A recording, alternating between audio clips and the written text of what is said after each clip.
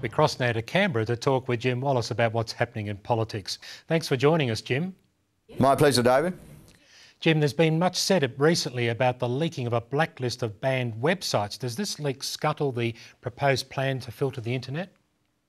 No, not at all, David. It was good to see Senator Conroy come out and say that the list that had been leaked wasn't the ACMA blacklist at all. It was the latest in a long line of stunts by people who are trying to undermine this trial. And we just have to realise that people who are against this internet service provider filtering will stoop even to a legal activity like this in order to stop the government implementing this plan, which is really about a safer environment for children, a safer internet experience for them. On another federal issue, the alcopops tax was recently voted down in the Senate. Is this a cause for concern? Well, it is on one hand, David, because a lot of concessions had been wrung out on this particular issue. And, for instance, there was going to be instituted a system of actually putting the same labels that we have on cigarettes onto alcohol, and that would have been good. And also there'd been some money to actually offset any loss in sponsorship for sports, for instance. So it was a shame to see that lost.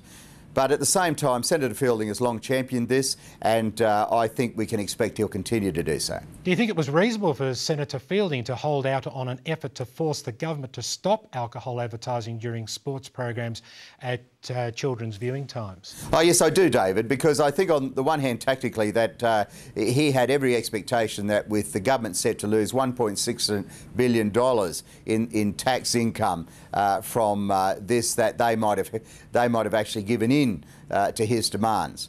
And secondly, I think we do have to delink this linkage we've got between alcohol and glamour and heroes, and certainly not advertising alcohol during the times that children are going to be watching it, and particularly on sporting events, is a very important part of this.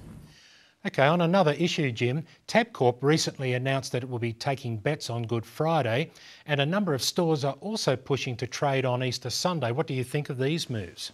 Well, David, we saw the Roman soldiers actually cast lots for Christ's clothes before the foot of the cross. And I think that just highlights the offence that Christians will feel about this. Obviously, we expect the same tolerance from the community that they expect of Christians. And I think, too, that we should expect that same tolerance, too, from commerce, which gets so much from the Christian perch as it does from everyone else.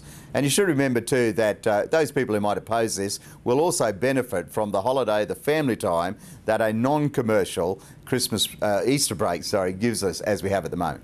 Well, thanks for your time today, Jim. Thank you, David.